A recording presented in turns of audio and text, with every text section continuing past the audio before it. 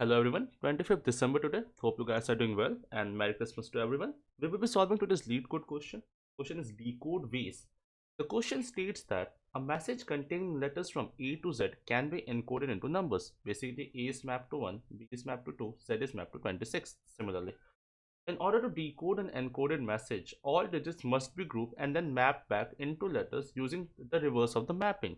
So if I group 11106, there are two ways that I can group the digits. I can either go 1, 1, 10 and a 6, that will be corresponding to AAJF, or instead I can group this 1 and 1 together, this 10 together and this 6 together. So I will have KJF.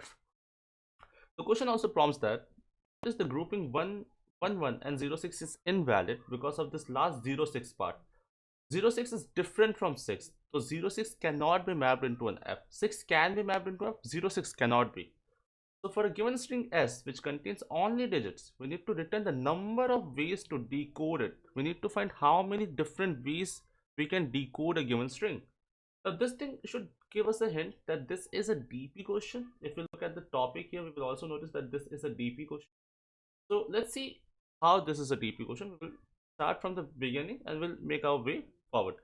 Uh, let's see. I have a particular string. If I just consider the test case 1106, 11106. At every index, let's suppose that I'm starting from the 0th index and making my way to the very end. At every index, I have two choices that I can make. Either I will consider this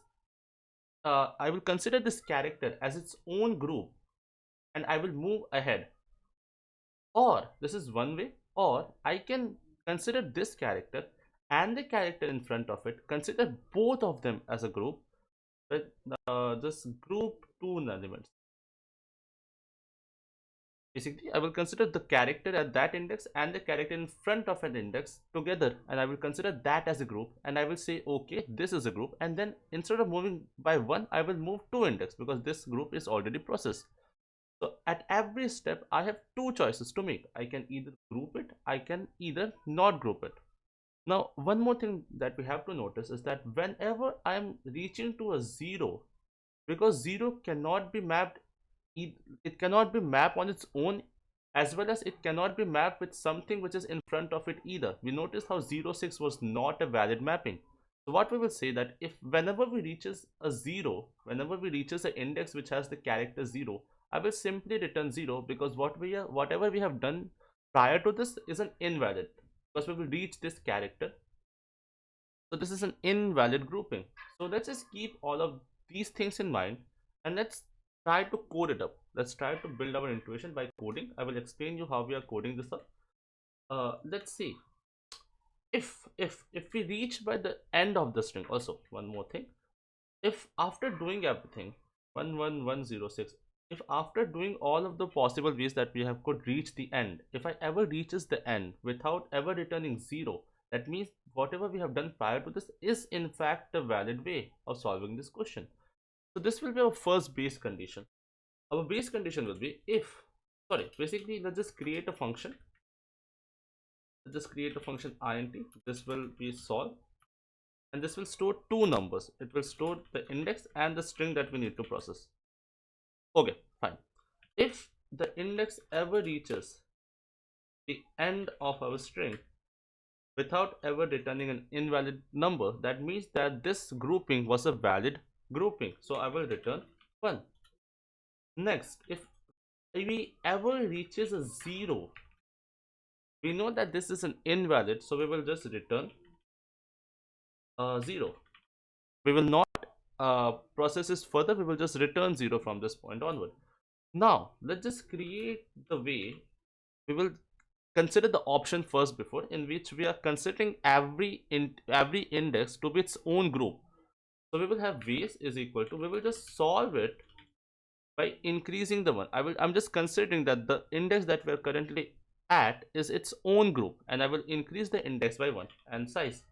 So this will give me ways in which I can group the number such that every group is its own character. This will give me that answer. Now let's move to the second way.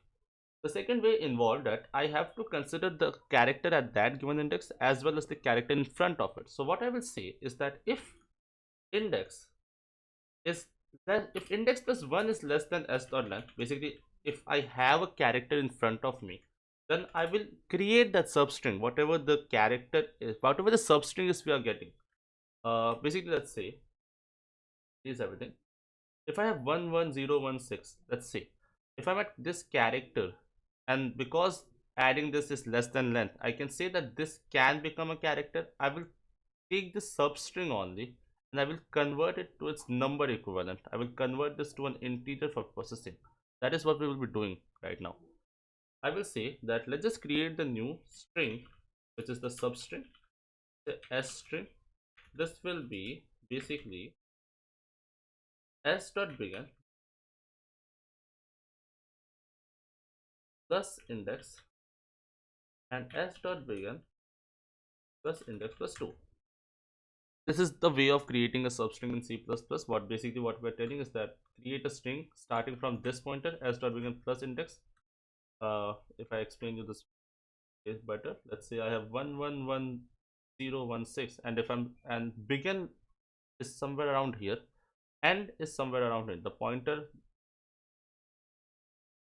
basically, if I have s dot begin always points to the pointer before the first character, and s dot end points to the last after the last character.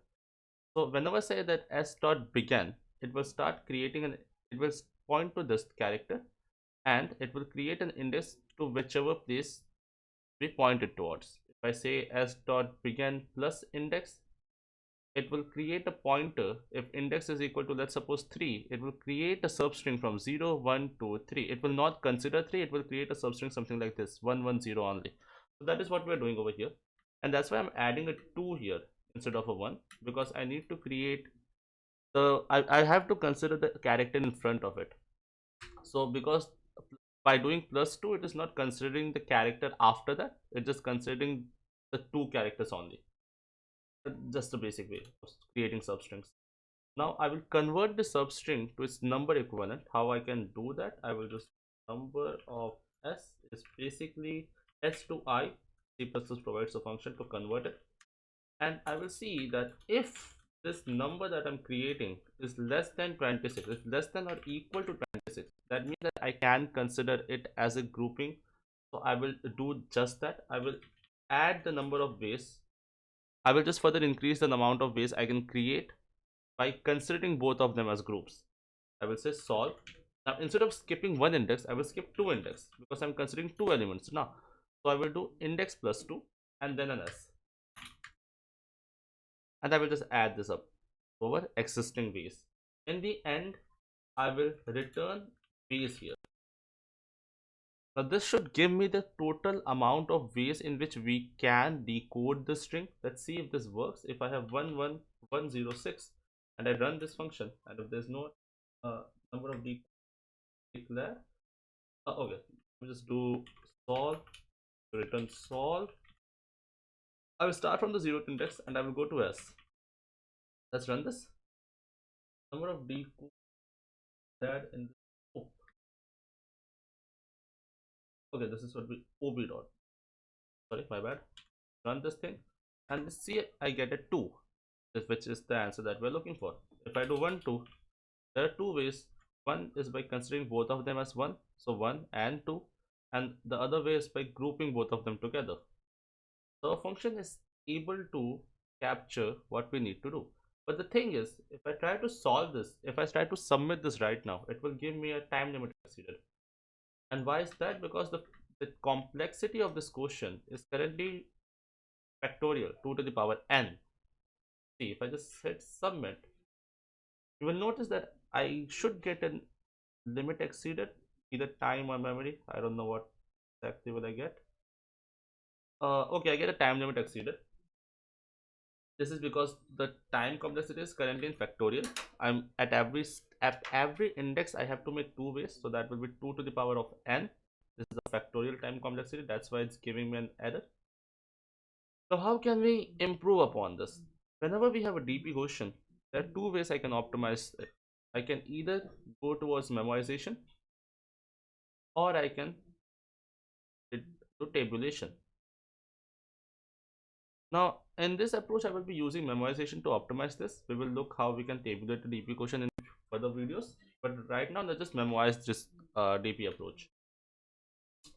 Okay, let's do one thing. First, we need to notice how many states, how many parameters in our functions are changing. There's only one parameter in our function which is changing, which is idx. So I will create a vector, I will create a DP array containing that many dimensions. In this case, we have one parameter that is changing, so this is a 1D DP. So I will just create this one dimensional vector called DP. Now, what is the range of idx? Idx can lie from 0 up till string.size. So that is what I will do. I will do s.size plus 1. Let's just consider s.size as well. And I will initialize all of them as -1 initially. I will say that all of them as -1. Basically what we did is we have to create an n dimension array called DP, where n is the number of parameters that are changing in your function. So there is only one parameter that is changing in my function. So I will create a one dimensional DP. Now, what is the range of idx? Idx can lie from 0 up till the size of s. So that is exactly what I did. I just added a 1 to accommodate in case it overflows. But s.size plus 1, and I'm initializing all of them as -1. What I will do, I will pass this vector to my function by reference so that all of my states can have that value. Now, there's only one thing that you need to change. Whenever I'm returning ways, instead of just simply returning it, I will first store it in my DP and then I will return it, such that if whenever I need to access that index again, if that thing is already been solved, let's say that DP of index is not equal to -1, that means that that index has already been solved. I will simply return DP of index without calculating it further. This reduces down way too many branches in our DP and further optimizes the approach that we previously did. Now let me just pass this DP.